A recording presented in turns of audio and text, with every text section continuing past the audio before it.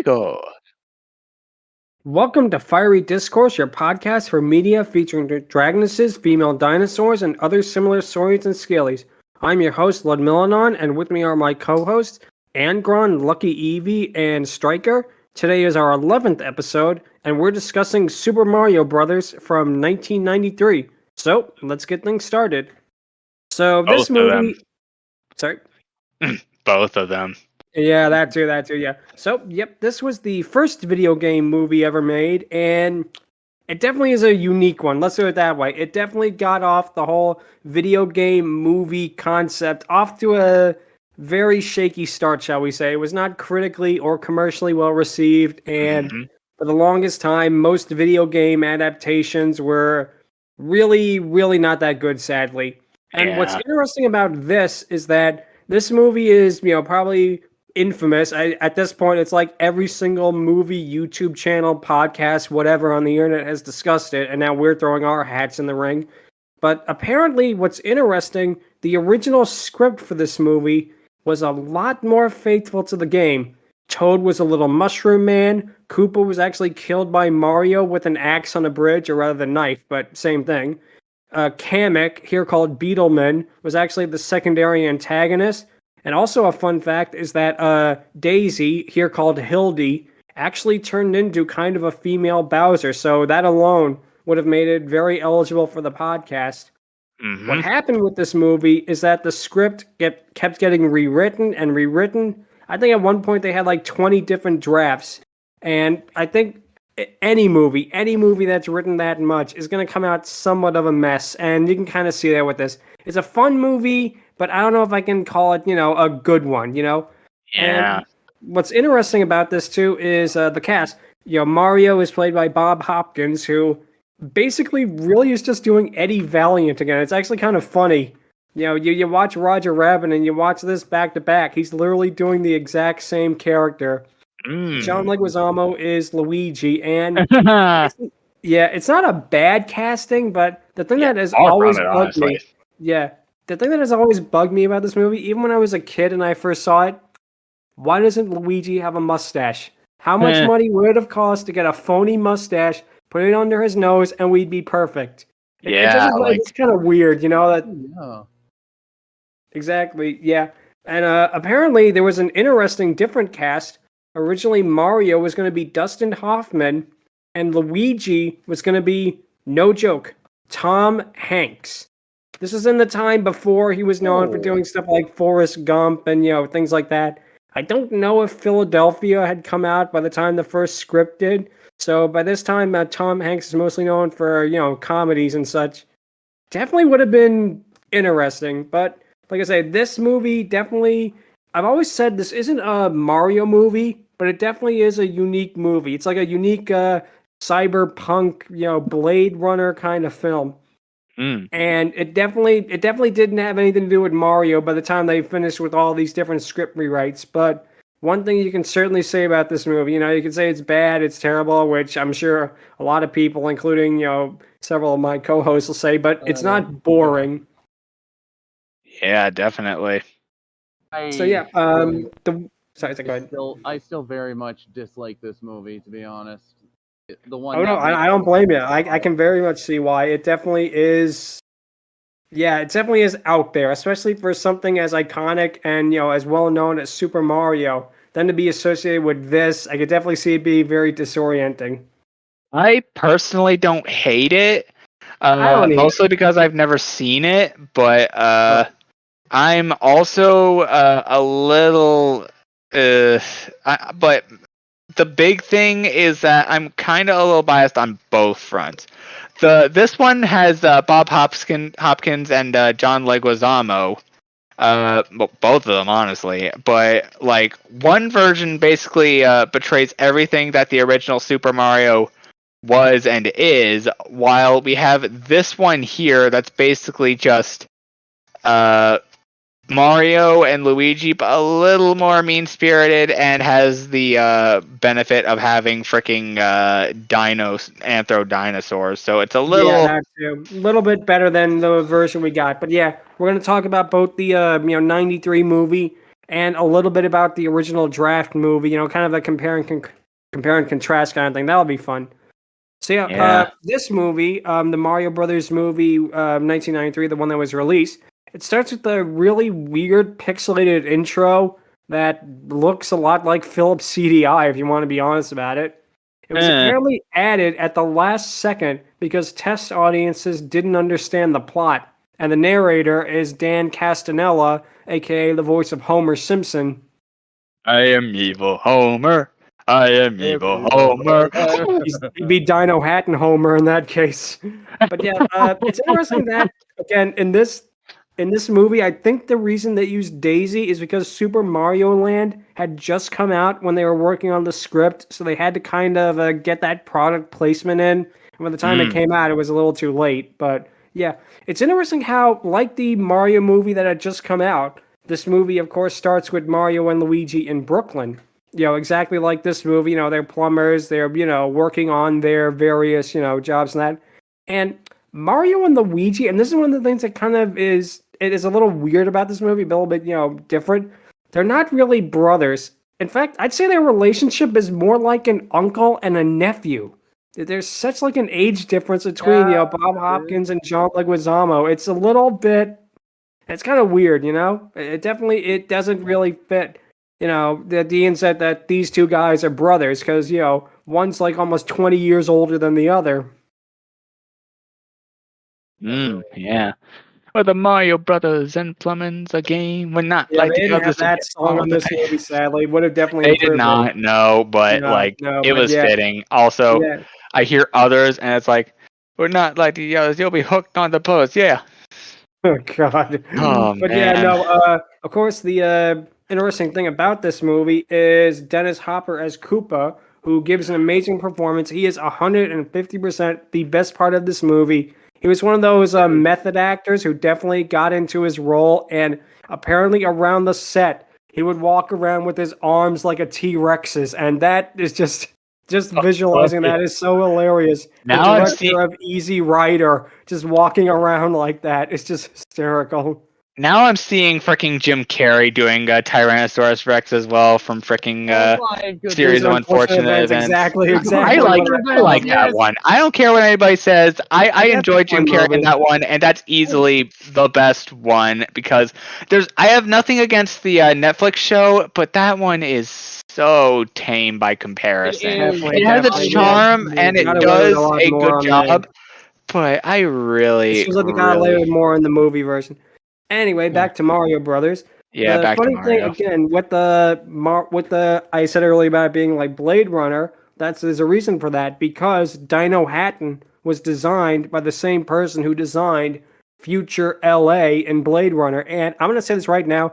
You could say all sorts of negative things about this movie. I think everybody can agree on one thing: Dino Hatton looks amazing. It doesn't look like the Mushroom Kingdom. It doesn't probably belong in anything related to a Mario property. But on its own, as like a cyberpunk, futuristic, dystopian world, it is surprisingly well done. It is very intricate, and the little world building with the world of reptiles, for example, you have like a woman pushing a carriage with like an egg in it. You have them serving fried, I guess like chameleon things in a hot dog bun. I do like that world building. I do like Dino Hatton, and the problem again, it doesn't belong in a Mario movie. It really is just so out of place, I feel. It's something that is just so completely, like an antithesis to what Super Mario is. And especially, I imagine for the time period, I was not alive when this movie came out. I actually first saw this, believe it or not, on television. But even as a kid, when I first saw this, I was like, I liked it, but I think I was kind of a little bit weird, a little bit, confused by it. It was like, what is this kind of movie? But yeah, that like I makes said, sense. Exactly. It actually seems like it's a parody of being dark and edgy. It's like, they had those videos of on YouTube a couple of things ago, AI, versions of Futurama as a live action sitcom, or like Smash Brothers as like a 1980s fantasy film. this feels like somebody did like an AI of what if Mario was like a cyberpunk movie, except it's not a fake, pictures. It actually exists. It definitely seems like a parody of like dark and gritty stuff. Although, and getting to the 1991 original script, the 1991 script is interesting because it too is very dark and very edgy. You have basically Mario is very surly and actually a lot like his characterization in this movie, which is surprising. That is one thing that did not change throughout any of the script drafts of this movie. Mario is very surly and angry. He yells at Luigi all the time. He belittles Toad. And it definitely is, I guess you could say it kind of fits because this is before Charles Martinet's performance. That wouldn't come for at least 3-4 years after this. So it was open to interpretation. But I don't know. I feel like with the Mario 1991 script, it definitely would have been a better movie, but there's also parts in it that seem out of place in its own way. They go to like a Gandalf-like wizard, then they go to like an old elderly witch type in that, and it just seems really, really, again, out of place. It seems like what they did with that, they took a movie like Dark Crystal, but they put Mario and Luigi in it. And whereas this is like they took Blade Runner and put Mario and Luigi in it. And it ironically wouldn't take until right now for them to sit down and say, hey, maybe what people want to see in a Mario movie is actually Mario things. Mm-hmm. But one part of the movie that's interesting and... Sorry, go ahead. No, I was just being sarcastic. Like, wow, it's almost like they understood what a Mario movie was. Yeah. Exactly. That's exactly what the point is. Took them 20 plus years, but hey, that's the same thing with a lot of the video game movies. It's like you want to see a Tomb Raider movie that actually has Tomb Raider stuff. You want to see a Sonic movie that actually has Sonic stuff. You want to see a Pokemon movie with Pokemon stuff. It took them a very long time to not do like on Sonic and Pokemon's part.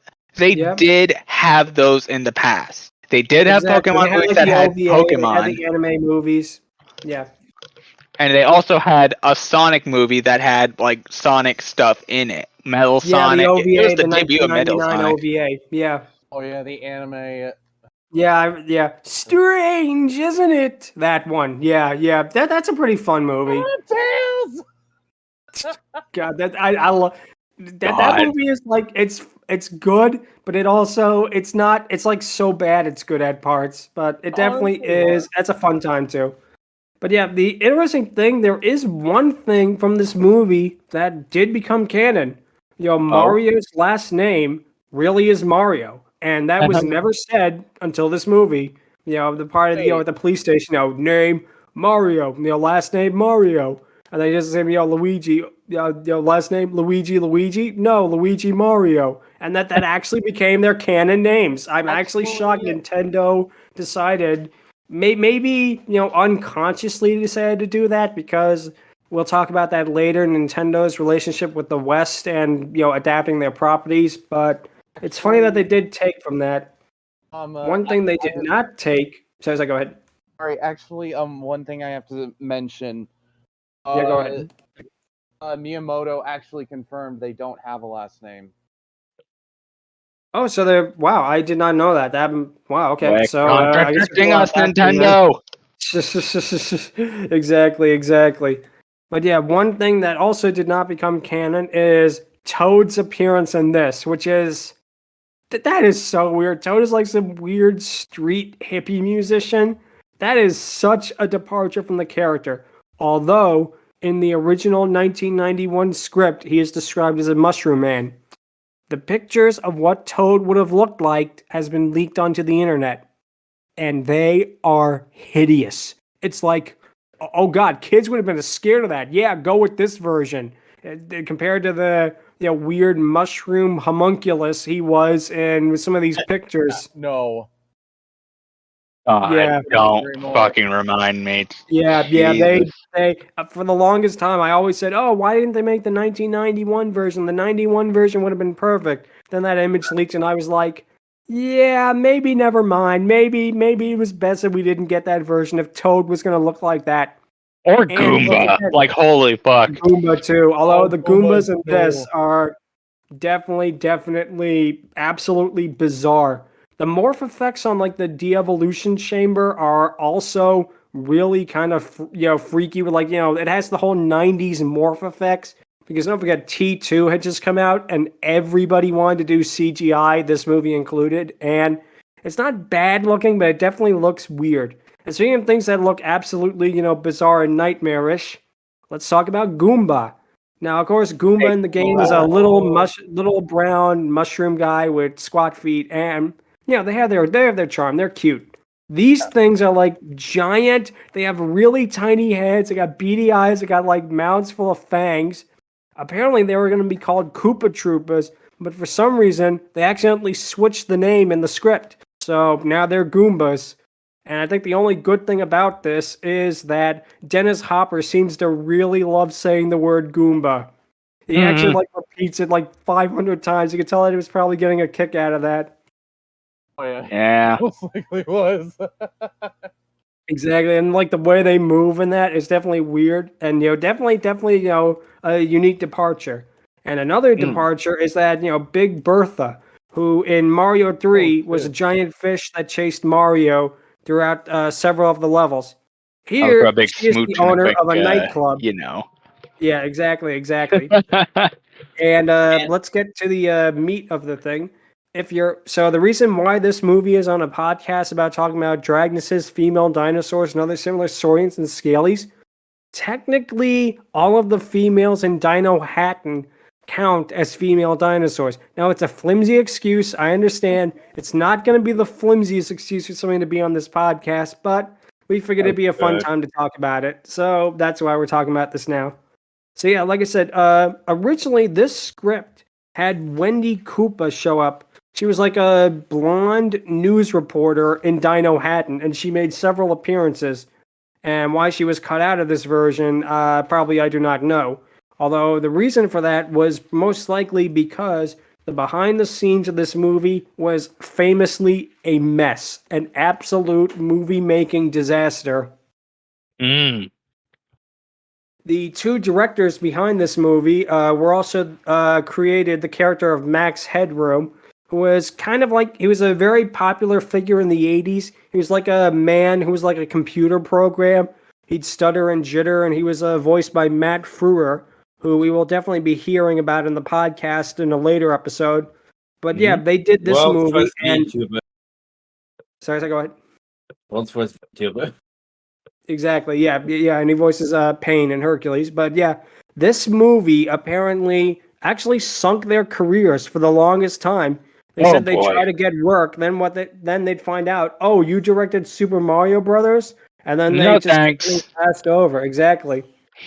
I mean, I don't blame them, but still, ouch. Yeah, ouch, yeah. Hoppers and Leguizamo would actually, get drunk during production because it would take so long to set up the scenes and film them. They were getting apparently new script pages every single day, to the point where they didn't bother memorizing them because they knew that something would be changed. Of course, and here's my favorite part, is Dennis Hopper apparently screamed at the producers over their incompetence for an hour. And because he was a method actor, I really hope he did it while acting like a T-Rex. That mental image of him, with the little arms like that. And anybody who knew about Dennis Hopper, he could have a really big temper on him, and he definitely was, not the easiest actor to work with, as, Rip Torn could attest to on the set of Easy Rider, but that's another story for another day. So yeah, the king of, I guess you could call it the Mushroom Kingdom, is like a literal fungus, and it could possibly be a reference to Mario 3 with the king being transformed into a Goomba, a piranha plant, and stuff like that. I'm going to say this right now. The effects on the king are absolutely disgusting. It's like they definitely took it a little bit too far with that. I think that it definitely looks really out of place. It definitely was a little bit too much. Yeah. I think some of the effects kind of went over the top in that as well, and I haven't really seen much of it. Exactly. And A little again, too like I said, so like, no, I'm just offering an opinion. It was a little too much, honestly. yeah, exactly. And again, with the whole female dinosaurs thing, apparently there was a deleted scene of Iggy and Spike, who of course become smart and betray Koopa, which I think that was a nice plot twist. Like, he makes them, intelligent with his, de-evolution chamber. He actually increases their intelligence. And I like how they instantly pretty much think, oh, wait, this guy sucks. Why are we working for him? Let's get out of here. So I did like that. There was a scene at a nightclub where there was like a, shall we say, I guess you can call it like a dancer with like a tail and claws. She was more, dinosaur-like than the rest of the females of Dino Hatton in this movie. So that definitely would have been more to talk about. But that was from the work print version, which I think you could find on like archive.org and places like that. But of course, it hasn't been publicly released. And they cut out so much from this movie. A lot of stuff which explained things too, because apparently the original cut of this movie ran for like almost 2.5 hours. Ugh. Yes. They trimmed it down so much. That's why a lot of things and a lot of plot holes in the movie happen, because they actually cut out the stuff that would explain it. And I think it could have been better if all of the dinosaur people had that design with like the tails and the claw. Because I feel like the fact that they are dinosaur people, they don't really do much with it. It seems like really a missed opportunity. You think they'd be, they could have scales on them or like lizard eyes and stuff. I mean, Koopa does have, a lizard tongue, which is definitely unique. Brings blue velvet flashbacks. Ugh. But yeah, definitely, I feel like you could have done a lot more with the premise. But I think with this movie, they were so pressed for time. They just wanted to get this thing done. They were just so, I think, tired at this point. They just wanted to get production of this movie done and over with. And you can definitely see why. And again, there are some cute aspects that I like. Like, I've always said, probably the best part of this movie is the Bob-omb wind-up toy.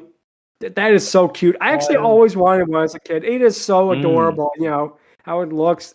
They should sell those as toys. That they are just so cute and so adorable, and that is probably the thing that looks the most like how it did in the final Mario game. They got Bob-omb right. Everything else they got wrong. They got one thing which isn't too bad. I will say, even though he doesn't look like how he does in the games, I will say the Yoshi animatronic is very well done. He definitely looks more like an actual velociraptor compared to, his cartoony design in the game. But I feel like that design does work for him, for a more realistic thing. I mean, he does the tongue thing to stop Lena. Lena could have been an interesting character, but they kind of didn't do much with her. But anyway, back with Yoshi. He definitely does look pretty good, especially by the time period. And a lot of people don't know this. This movie came out before Jurassic Park. Jurassic Park came out like a couple of months after this movie did, so they didn't really have that to go on a template. And I will say that Yoshi is technically pretty good, although the design is, again, it's definitely weird because you associate Yoshi, with a cartoon, dinosaur, and this is like a more realistic version. Again, going back to the whole dark and gritty aspect. Yoshi was one of the better, was one of the highlights of the movie. I will agree with that. I remember seeing this, and I thought it was like one of the better parts of the entire movie. Exactly. But yeah, I feel like the character of Lena could have been a lot more interesting and a lot more, well done. I feel like as it stands, it's kind of half baked. Like, why does she want to use the meteorite to merge the dimensions for herself? It's like, isn't Koopa trying to do the exact same thing? Why is she trying to like betray him all of a sudden? It's something again that is just so out of left place, and I don't know if it's really talked about in the work print, but it definitely seems like, again, this script was literally being written as they were filming it. So again, I can see why they wouldn't have any idea of what to do with it. Doing anymore. Exactly. And apparently there is a bar in, I believe, North Carolina that actually has the skeletalized Lena at the bar. It's like standing there, like right behind it, and people take pictures with it and that because they managed to keep the giant prop. That's always fun when that happens, you know? Yeah, that's very interesting. Yeah. But yeah, like I say, apparently in one of these scripts, and this is true, this actually was going to happen, Bruce Willis was going to cameo as John McClane from Die Hard being captured by Koopa. Oh Now, my does that gosh. imply that Hilarious. Die Hard and Mario take place in the same continuity? Because I want to see now John McClane in the next Mario Kart. I do too. Welcome Oh to the my Mario gosh. Party, Oh. pal! Oh my god. Yippee-ki-yay, motherfucker. Oh my gosh. Okay, I kind of want to see that now. Definitely. But yeah, apparently, again, this movie was very, very padded out. You could definitely tell that with like the scenes of like the Goomba dance in the elevator was basically a way for them to try and get it up to Yeah, feature like length. Goomba shuffle, like oh my gosh. Exactly. And that definitely is one of the sillier moments of the film, let's be honest. Yeah. It definitely is something that looks very much kind of out of place, especially within like you have, the realistic, it's funny how this movie is considered a kids movie because I feel a lot of kids would be terrified by this thing in a way. Goombas. Goombas. Whatever you guys are. Exactly. But it's like, it's funny how this gets called a kids film where a lot of it seems like it was trying to be, like an adult version of Mario, not knowing the fact that wouldn't really have worked in 1993. Not only that, but all the like adult jokes in the movie as well. That too. I mean, and my favorite aspect of that is during the scene with Big Bertha in the nightclub, a lot of the extras they hired were, believe it or not, strippers. There was going to be apparently a lot more scenes of the nightclub with more, shall we say, adult content before like the distribution company realized, oh wait, this is supposed to be a kids film. We got to cut it out. Cut. And Big apparently, Bertha like and Hildy, maybe. Exactly. Everything else is like, what? Yeah, exactly. It definitely is a very bizarre but fun experience in itself. And the funny thing too is another thing that kinda is sort of like canon is the part where Mario and the kidnapped girls are, trying to slide away from the Koopas on the mattress. It really reminds me of the race with the penguin from Mario 64. I'm sure there has been things on YouTube where you just splice in the Mario 64 slide music with it, and it actually would kind of fit. I was thinking that when you mentioned that, all I could hear was the slide music. Exactly. Yeah. Oh, I could hear. This came out way before Mario 64 was even in development, so... Yeah, and I also now am reminded of that one... I'm reminded of all the times people dropped the penguins, and also the penguins from the Super Mario movie. Exactly, and they brought him back for this again, but ways to do fan pandering much, much better. Yeah. But yeah, when, of course, they jumped the dimensions, Koopa and Mario to New York, and of course, Dennis Hopper's infamous monkey became a meme because why wouldn't it? It's one of the perfect best line deliveries of the movie. Rex, the greatest meat eater ever created. Exactly. All of his lines really are. I always love, the internet meme joke that he turns Scapelli into Donkey Kong. Even though it's a chimp and not a gorilla, I still love the idea of that being the joke. That, that Donkey Kong was this mafioso guy who, was basically trying to squeeze Mario and Luigi out of business. Then he gets hit with this de-evolution gun, and he's like, well, time to climb a construction crane and start throwing barrels. And hump a lady. And kidnap, Pauline. I got kidnap her too.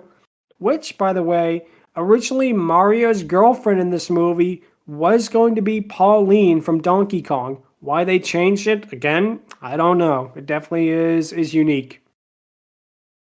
But yeah, like I said, apparently there was going to be a lot more dimensional hopping near the end with various very surrealistic landscapes that, again, don't seem like they come from any sort of Mario property ever. It definitely was the directors probably trying to flex their visual effects, and I am going to be honest, the visual effects for the most part in this movie, they're not the worst. They definitely are ones that some haven't aged well, but for the most part, like when Daisy, appears in the portal with her head, basically converted into sand, especially for 1993, and you gotta figure this was a couple of years after T2 with Liquid Metal T1000. It still looks pretty impressive today, and that's one thing I will not fault the movie. It definitely does have decent visual effects. Mm-hmm.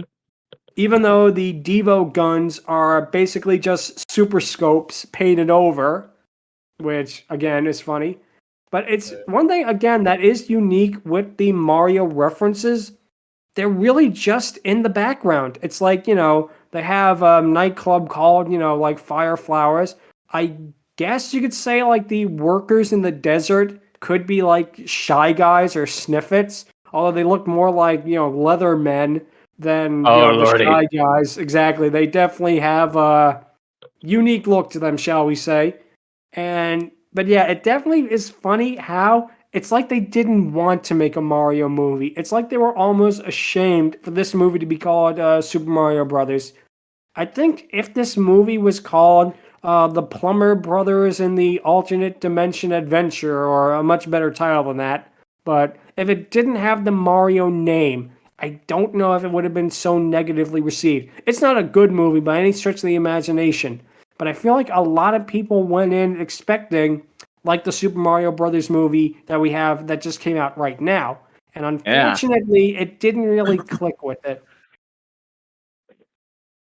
And the funny thing, too, is that with the visual effects, is that Koopa's T-Rex form at the end, it actually really does kind of look unfinished, like they didn't have enough rendering time. Although, I will say this, it looks way better than Reptile did in Mortal Kombat Annihilation. That has to be like the worst visual effect in a theatrically released movie ever. If you haven't seen Mortal Kombat Annihilation, it is probably one of the worst video game movies ever made. It is not good at all. This is at least so bad it's good to laugh at. That is just like so bad it's painful. And of course, they have the sequel hook at the end with Daisy coming in dressed like Ridley, or in this case, I guess I say she's dressed as Samus. God, can you imagine a Metroid movie being made at this time? Oh, Lordy. Oh, God. Don't tempt fate. Don't you dare tempt fate. No, definitely not. Even now, I think a Metroid movie would be hard to sell, to be honest. Although the sequel hook did get resolved 20 years later with a fan comic that was apparently written by the original movie scriptwriter, and all I have to say about that is either Mario and Luigi, I hope they fight either Wart or they meet up with Wario, who, judging from this, Wario probably would have been a 7-foot-tall Richard Keel type. If we're going by how off everything else was, why would they get Wario right? Honestly, yeah. Exactly, but yeah, the post-credit scene with Iggy and Spike meeting up with the Japanese businessmen, basically, the Japanese businessmen go, oh, we want to make a video game based on your life, and Iggy's like, go, the Super Koopa cousins. That was apparently always in the script, but with Mario and Luigi instead, and I don't know why they changed it. So, the fallout of this movie definitely had a lot of fallout. Now, Miyamoto claims to have liked it. In fact, he actually says he likes this better than the 1986 Mario OVA, Super Mario Brothers, The Quest to Rescue Princess Peach, which is very bizarre because that OVA basically, that took liberties with Mario too. I mean, Mario and Luigi run a grocery store. Luigi wears blue and yellow, but it was demonstratedly a Mario product. Bowser looked like obviously Bowser. more Mario movie than this ever would. It definitely was more Mario than whatever this was. And although he enjoyed it, this would have the fallout of Nintendo being extremely, extremely strict with their adaptations. The only first-party Nintendo, and by first-party, I'm not talking about like Kirby or Pokemon, because that was HAL Laboratories and Game Freak, respectively.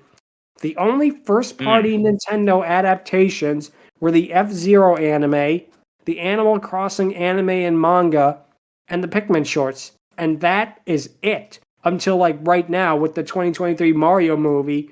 Before that, they were incredibly restrictive.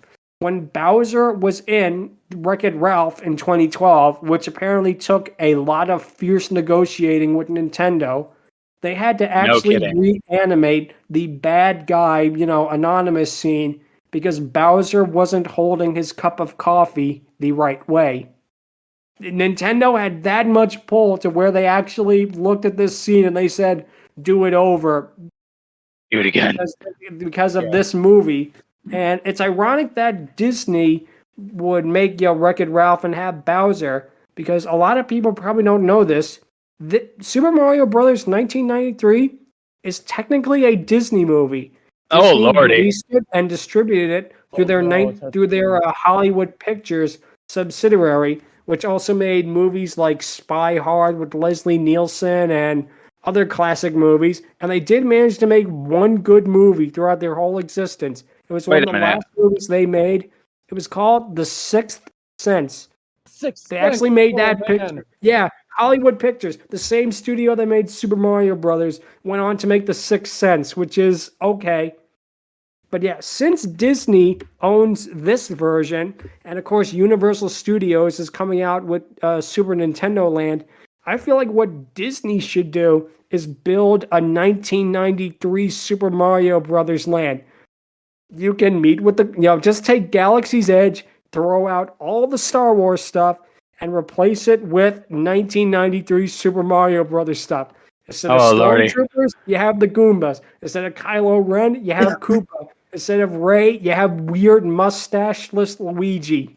I mean, I think people will really go for that, especially because Universal Studios is going to eat your lunch with Mario. Why not take advantage of it? Yeah. But yeah, like I said, the new Mario movie from this year definitely was a lot more faithful to the games, and probably should have been the 1993 movie all along. Let's be honest. I feel like if that movie was placed in this timeline, they'd have to change some things. Like, of course, they'd have to get rid of the Mario 64 penguins and some of the other Kongs and that. But I feel like if that movie came out, during this time, I feel like it would have been much better received. And who knows, maybe video game adaptations wouldn't have the stained image it does in the film landscape. So we really talked a lot about female dinosaurs this week. It's definitely a little bit of a unique episode, but next week we'll be back to more of it. So that brings us to the question of the week. What is your favorite video game movie? Okay. This is going to be a bit of a tough one, but right now. Sonic the Hedgehog. Go ahead. Sonic the Hedgehog. Go ahead. Specifically, Sonic the Hedgehog 2. Oh, nice. Yeah.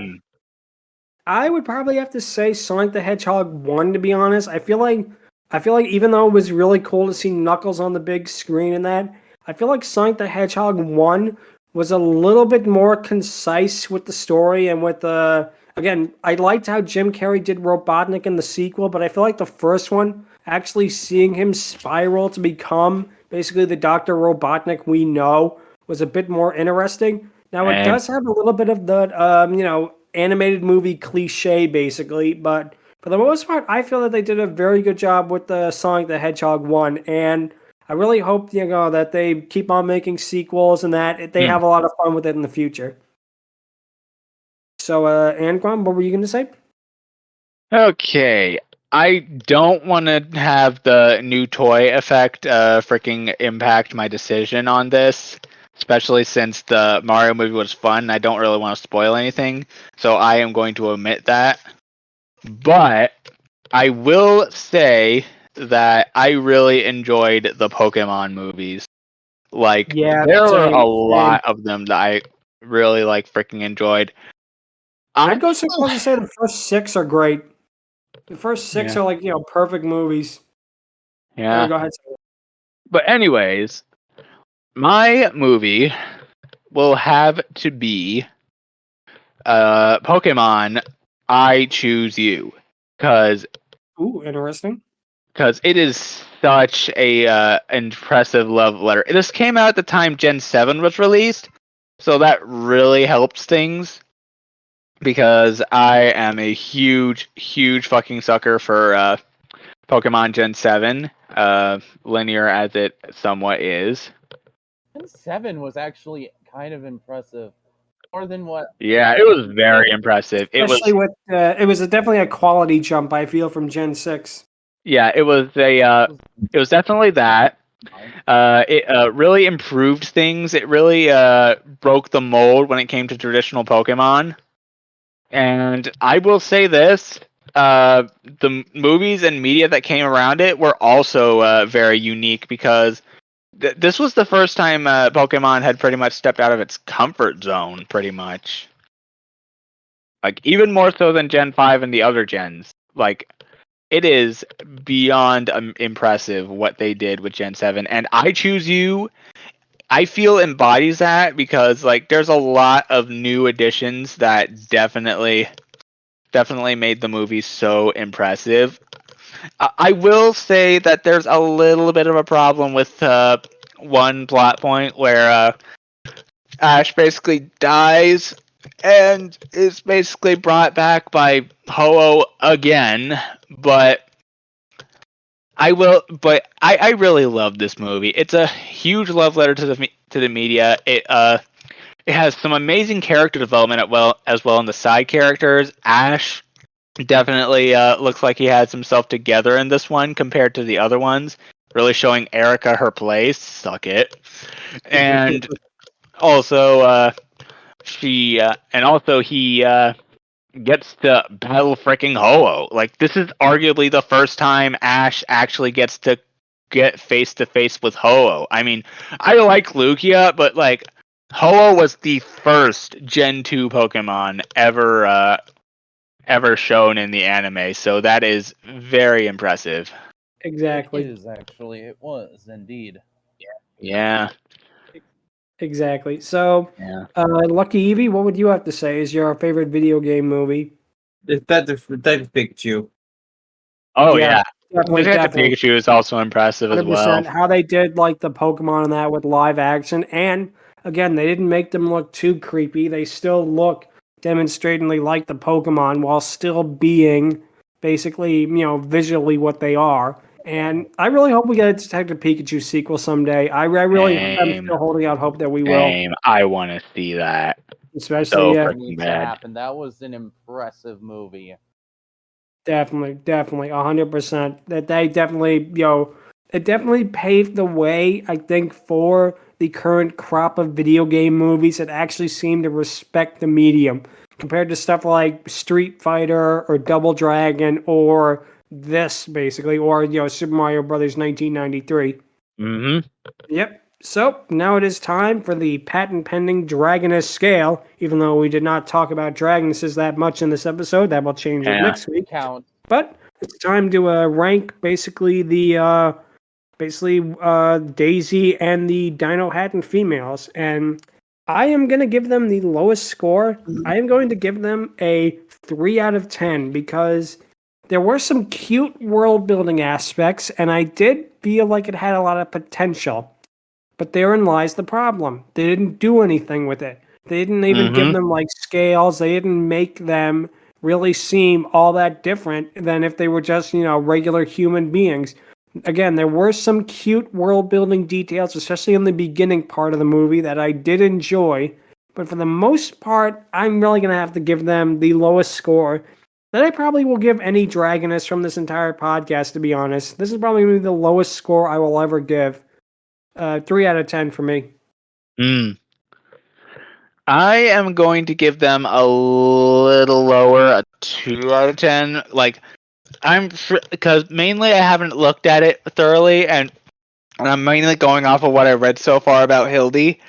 But Hildy herself is fine. She's cute. She's fun. And okay, you know what? I'm actually gonna go up to a 5 out of 10. Like, the movie itself is what holds her back a great deal. But I will say that Hildy as a character is pretty fine. I haven't seen like what she looks like, but Hildy is actually from the 1991 script version. That's the one that basically turns into a female Koopa. Now, if we're going to rate her, which actually I think we should, it would be fun if we could actually rate her. So for Daisy and the Dino Hat and females is 3 out of 10. Hildy, I will also give a 5 out of 10 because, again, she had a lot of potential. I did like how they made her kind of like more Pauline than Daisy, although you could say, Daisy in this doesn't really have a character, sadly. But I feel like Hildy, again, and with the 1991 movie in general, it might have turned out just as bad as this. We never will know. But just knowing what could have been, I would also have to give her a 5 out of 10. Stryker, what would you have to say?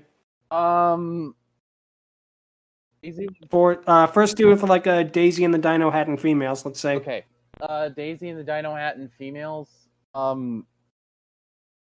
Daisy was the only good part of the movie, even though she was. I'm still gonna give it about a 2. I'm gonna give her a 2. I'm gonna give Daisy a 2 out of 10. I'm gonna give Hildy a 5 out of 10 for sure. Oh yeah, Hildy is a major improvement. So giving her, I'll give her 5. All right, 5s across the board. LuckyEevee, what would you have to say? No opinion. None. Okay, so a math machine isn't here, so we'll leave that blank. And so that's it for this week's episode of Fiery Discourse. If you have any questions or if you want to trust the fungus, you can email us at fierydiscourse@outlook.com or visit us on Twitter at twitter.com/fierydiscourse. Next time, we'll definitely be talking more about Dragonesses with the 2006 movie Angron. That'll be a lot of fun with Saphira, who is definitely like Sisu. She's a good dragoness in a maybe not so good movie, but we definitely will talk about that next week. And until then, thanks so much for listening and take care. Peace, y'all. Thank you so much for to be playing a game. Adios.